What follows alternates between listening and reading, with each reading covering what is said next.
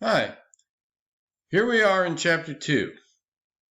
Chapter 2 essays are about how do monsters reflect their time.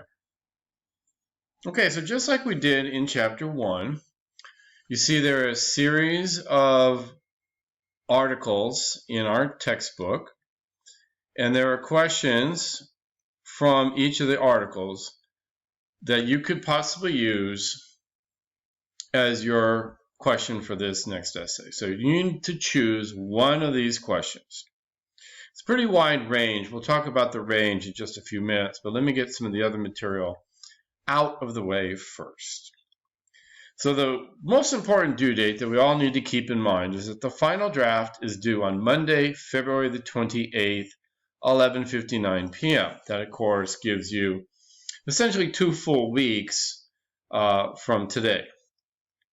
Be sure to follow the out-of-class essay guidelines for matters of form and style. Please remember the guidelines are pretty important. They're not just there for good looks, right? They're actually pretty substantial, and they do help us to write better academic essays.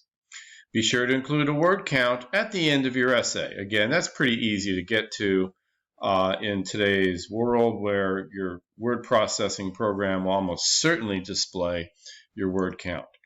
Remember, you must meet minimum requirements, including that word count, sources, and subject matter.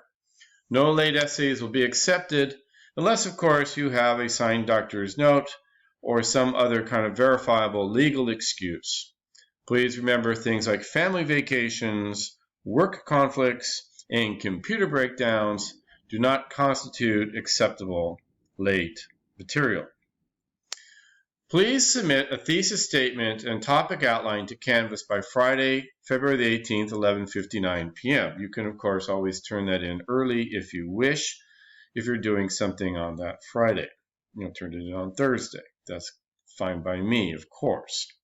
Use the same format that we did for Chapter 1, okay?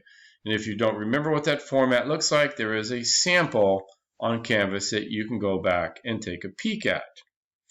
Please have MLA citation entries for 2 sources, neither from the textbook. Okay, so I want to see that you've done some preliminary research. Okay, in other words, that you've gone outside of the Monsters book and found some other source materials that you can use. Now, we have the triangle of research on Canvas. This triangle of research is a 3-part video instruction that I created for especially the online environment and how to use the Mesa College resources, our Learning Resource Center, or the AKA library. Okay, and while most people are not physically walking into the library these days, that doesn't mean you can't use the library. We do actually have access to the databases, including ebooks. Okay, including ebooks. As well as the standard subscription databases that give us access to newspapers, magazines, and academic journals. This should be due by Friday, February the 18th, 11:59 p.m. Okay? After that, the class will be divided into peer editing groups. These will be new groups. Okay? I'll be reassembling the groups, but use the instructions that you did for Chapter 1 on how to get to your group Canvas page. Okay, I realized that the first time we did this, there was a little awkwardness, a little confusion, and that's very understandable because, of course, it was the first time. This is the second time, so there should not be any problem. So you want to submit your rough draft to both the Canvas work group that you're assigned to and to me by Wednesday, February the 23rd, 11:59 p.m. Okay, so remember, rough drafts are submitted 2 times. Directly to me, through the rough draft page, that's the easy one, and to your Canvas work group, which you'll see under the Chapter 2 Groups tab. Okay? After that, please submit completed peer editing sheets to your Canvas work group and to me by Friday, February the 25th. 11:59 p.m. So again, you have 2 days to turn around the peer edits. Okay, please remember the point of the peer edit is for you to read the work that was submitted in your group by other students, right? So let's pretend you have 4 people in your group. 4 people submit rough drafts, best of all possible worlds. You have 1, so that means you're reading 3. And that means you're doing 3 peer edits, okay? 3 peer edits. Don't just do 1 peer edit. A lot of you just did 1. And that kind of didn't give you full credit, right? You need to do all of them to do this. I think this is a very valuable exercise too, by the way. When you read the work of others and you think about it analytically, okay, not only does this tell you something about their work, but it also helps you to think about your own work, okay? So peer editing sheets are to be submitted to the Canvas work group and to me. Again, same idea, submitting it twice by Friday, February 25th, 11:59 p.m. Now, the minimum requirements have been slightly altered since Chapter 1. Now, the word count is still the same, 1,000 words to approximately 1,400. Strong essay structure, including introduction, concession, rebuttal, main body, and conclusion. If those terms are not familiar to you, please go back and look at the standard argumentative essay handout and video that is on Canvas. Again, go to the modules. Okay, go to the modules, look under introduction for those. You need this time to have citations from at least 4 different sources. So the Chapter 1 essay, I wanted 2 different sources, right?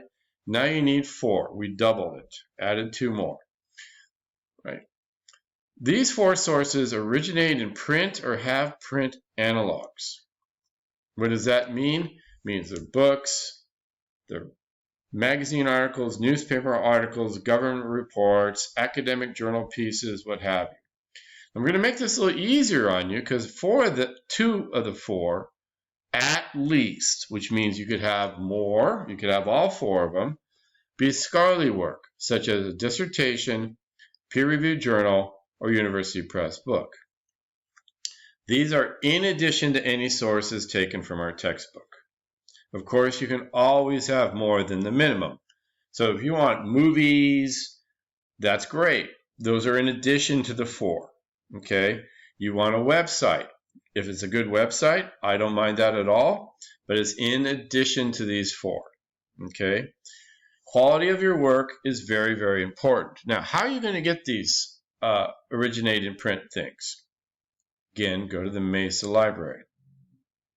Go to the Mesa Library. Use our databases such as JSTOR, EBSCOhost, ProQuest, Newspaper Source Plus. We have a lot of databases, actually. In fact, I believe there's about over 80 databases. The easiest one to use, and I think the one that's most valuable for most students, is the EBSCOhost multi-database. Okay, so that hooks you into basically all the EBSCOhost databases, right? All of them at once.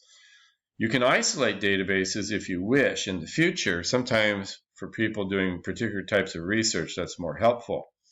But I think for most of us in this class, probably using the database that captures everything, right? All the databases, that search is probably the one you want. There is also an ebook database, okay? EBSCOhost ebook database that you can use, and that'll help get you to other kinds of materials. So when I talk about a peer-reviewed journal, and again, please watch the triangle of research if these terms are new to you. But peer-reviewed journals are academic work. Okay, they're peer-reviewed, meaning other experts in the field analyze them, right? The same thing with university press books. They have a very different kind of publication standard than a commercial publishing house, right? So we want these in academic work. And then MLA format and presentation and documentation, including correct works cited list as best you can. Remember again to use the MLA format sheet that I have available once again on Canvas for you. Okay. Now let me reemphasize, you may use the textbook, but it's in addition to the minimum requirements. Okay. Let me just briefly introduce you to the articles Genoese, of course, is writing about events after 9/11, right? And I know for many of my students, 9/11 seems like a long time ago. To me, it doesn't seem a long time ago at all. But it raises key issues of how we see enemies and monsters in the world. That's something that Genoese is talking about. And do we turn ourselves into something when we respond to those threats? Cohen's work is called The Birth of Monsters. And just like that sounds, he does an analysis of how certain monsters may have come into existence. Things like centaurs and griffins, and the kind of historic aspects to them. He also introduces a monster from the non-Western tradition called the roc, R-O-C, a super big bird. Beowulf is an Old English poem. We have a brief passage from Beowulf in which Grendel, one of the key monsters of that poem, attacks innocent Danes, right, when they are in their sleep. By the way, if you're a fan of the Lord of the Rings or any of that other Game of Thrones, medieval fantasy type stuff, it all comes from Beowulf. Visenor is a story from a Native American tribe called the Anishinaabe, and this is called Nanabozo and the Gambler. It's another hero story, kind of like Beowulf, but different in some interesting ways as well. So a hero who takes on an evil creature, in this case called the Gambler. Cursed by a Bite by Matt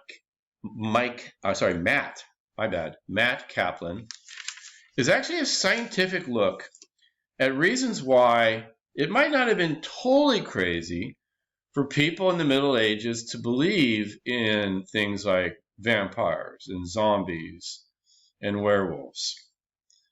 He takes a scientific look at what happens, for example, to human corpses over time as they lie buried in the dirt, and why if you decided to unearth a corpse, you might mistakenly believe that the corpse is turned into a monster. Pretty good stuff there, actually. Poole, Monsters Beginnings, is another person taking a look at how we kind of come to see monsters, especially when we expect to see monsters. One of the things that makes Poole's article interesting to many students is he also talks about the Salem witch trials, right? And if you're familiar with that event in history, it's kind of fascinating how a small community basically turned on itself. Not entirely surprising or unprecedented, though. Bostrom, get ready for the dawn of superintelligence. Bostrom talks about artificial intelligence and how we may be, in fact, creating our own doom, right?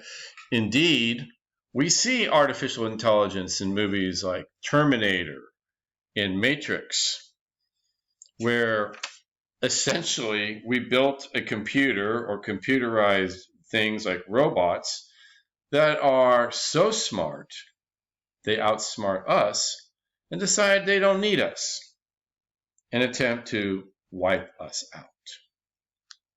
Lastly is a short piece by Isaac Asimov, very famous science fiction writer from the 20th century. And this is a piece called Robbie. It's an abbreviated version of his short story, which takes on the issue of robots and human interaction with artificial intelligence. And Asimov's perspective is, shall we say, a little more positive than Nick Bostrom's perspective on how that might go. But I think it's a fascinating story, especially taking into account the time period in which it's written, right, the mid-20th century, as we're zooming towards an unknown future. So those are the pieces that you can examine. Take a look and see what you like.